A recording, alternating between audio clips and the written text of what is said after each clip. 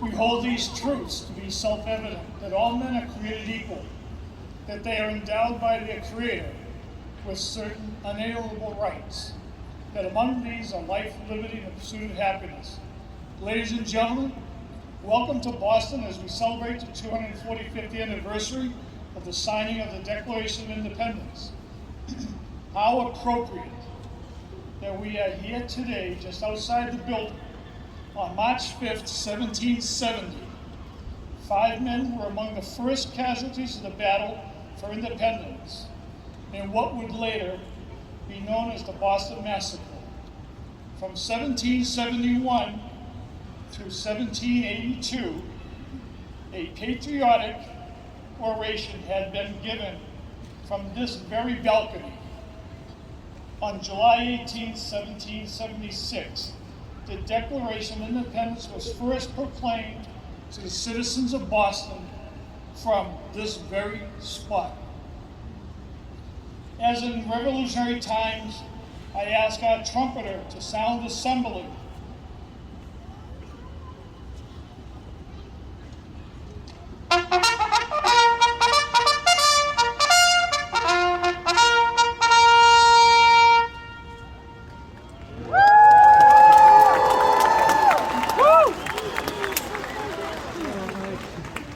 I now call upon the City of Boston's Veteran Services Commissioner, Robert Santiago, to lead us in the Pledge of Allegiance.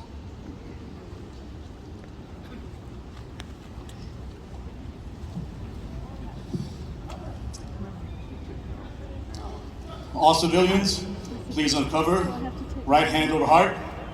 All those in uniform, hand salute. Please feel free to recite with me. I pledge allegiance to the flag of the United States of America and to the republic for which it stands, one nation, under God, indivisible, with liberty and justice for all. Thank you.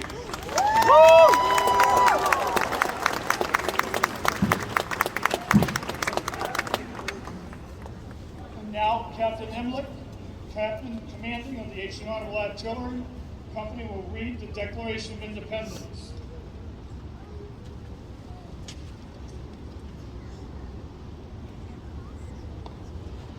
Must be some stuff there to get in and out of the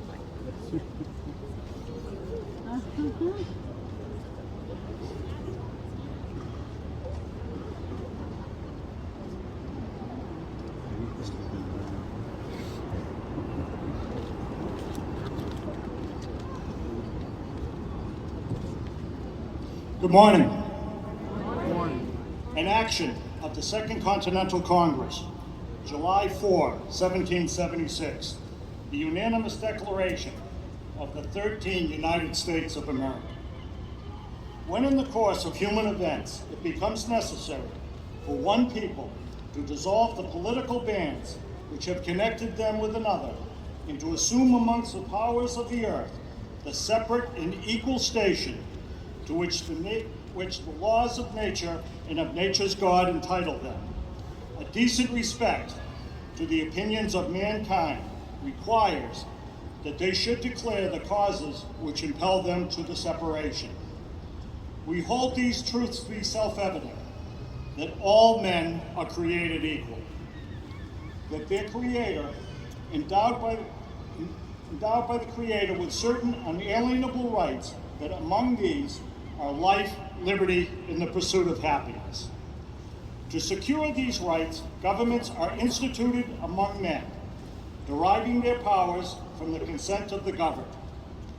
That whenever any form of government becomes destructive of these ends, it is the right of the people to alter or to abolish it, and to institute new government, laying its foundation on such principles and organizing its powers in such form as to them shall seem most likely to affect their safety and happiness. Prudence, indeed, will dictate that governments long established should not be changed for light and transient causes. And accordingly, all experience hath shown that mankind are more disposed to suffer while evils are sufferable, they are not to right themselves by abolishing the forms to which they are accustomed. But when a long train of abuses and usurpations, pursuing inevitably to the object, evinces a design to reduce them under absolute deposition, it is their right, it is their duty to throw off such government and to provide new guards for their future security. Such has been the patient sufferance of these colonies, and such is now in the necessity which constrains them to alter their former systems of government. The history of the present King of Great Britain is a history of repeated injuries and usurpations, all having a direct object, the establishment of absolute tyranny over these states. To prove this, let facts be submitted to a candid world. He has refused his assent to laws, the most wholesome and necessary for the public good. He has forbidden his governors to pass laws of immediate and pressing importance unless suspended in their operation till his assent should be obtained. And when so suspended, he has utterly neglected to attend to them. He has refused to pass other laws for the accommodation of large districts of people, unless those people would relinquish the right of representation in the legislature, a right inestimable to them and formidable to tyrants only. He has called together legislative bodies at places unusual, uncomfortable, and distant from the depository of their public records, for the sole purpose of fatiguing them into compliance with his measures. He has dissolved representative houses repeatedly for opposing with manly firmness his invasions on the rights of the people. He has refused for a long time after such dissolutions to cause others to be elected, whereby the legislative powers, incapable of annihilation, have returned to the people at large for their exercise. The state, remaining in the meantime exposed to all of the dangers of invasion from without and convolutions within.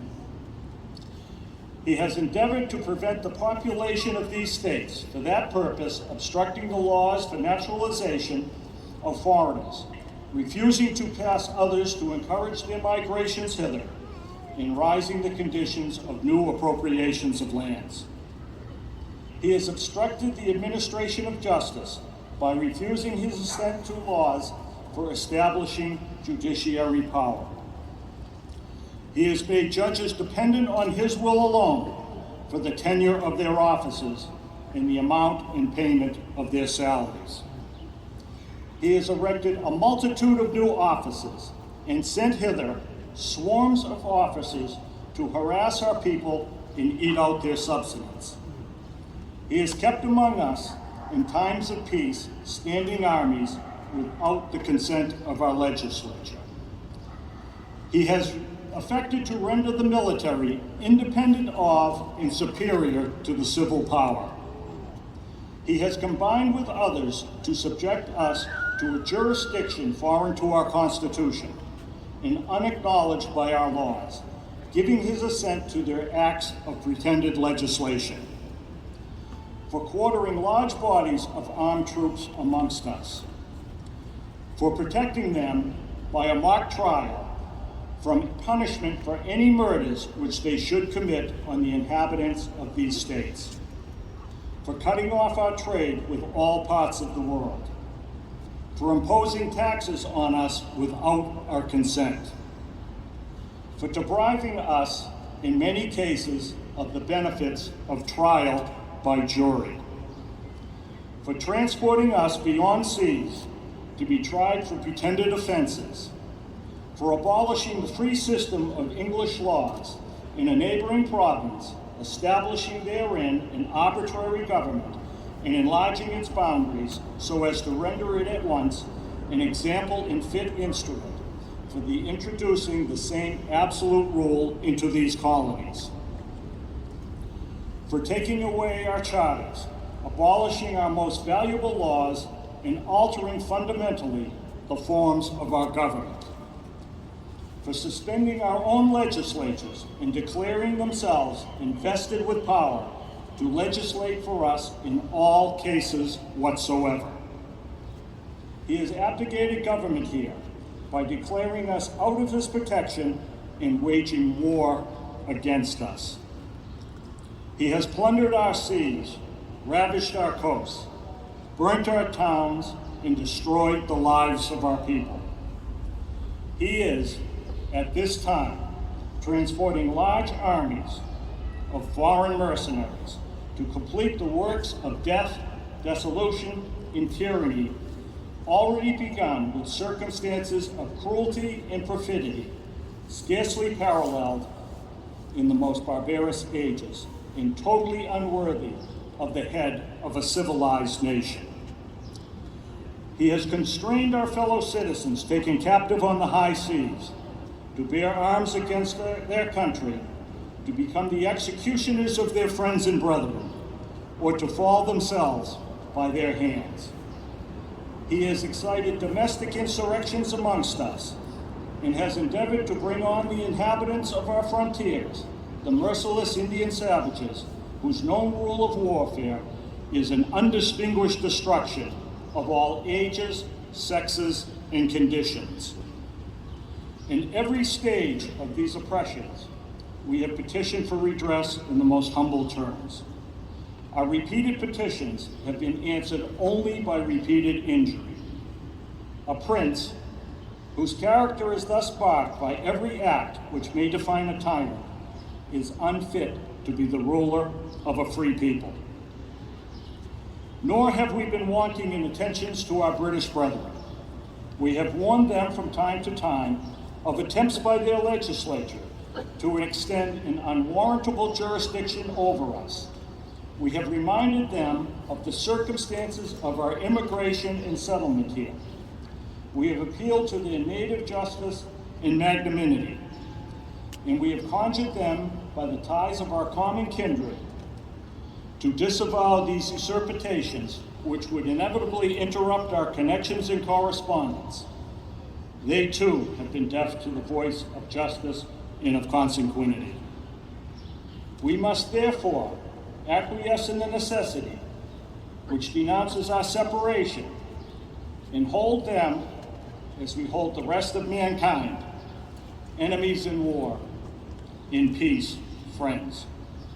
We therefore, the representatives of the United States of America and General Congress, assembled, appealing to the Supreme Judge of the world for the rectitude of our intentions, do in the name and by the authority of the good people of these colonies, solemnly publish and declare that these united colonies are and ought right to be free and independent states.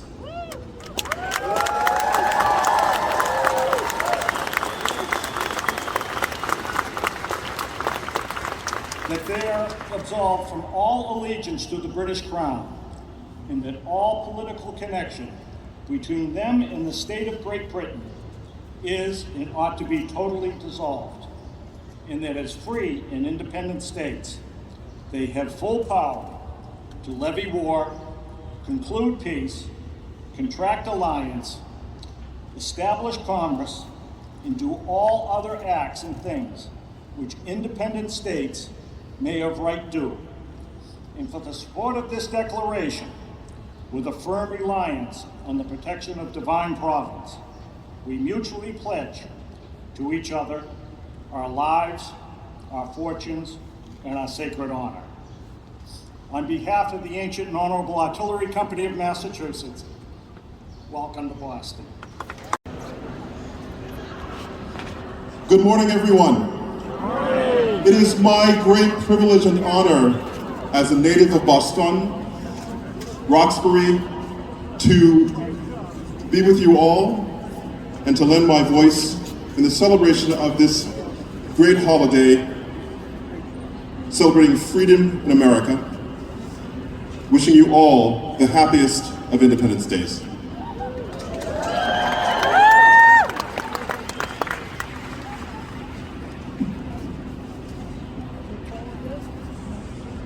as the storm clouds gather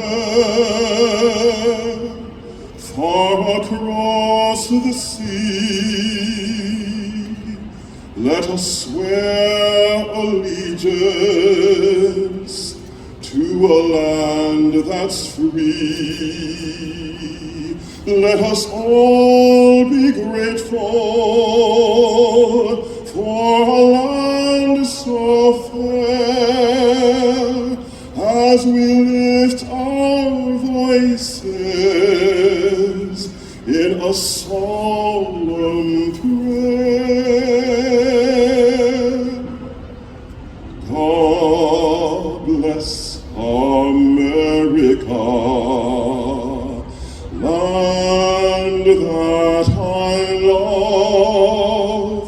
Stand beside her and guide her through the night with the light from above.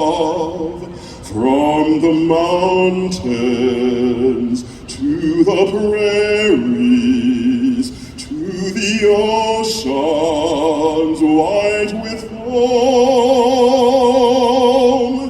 God bless America, my home, sweet home. God bless America, land that I love. Stand beside her and guide her through the night with the light from above. From the mountains to the prairies, to the oceans wide with foam.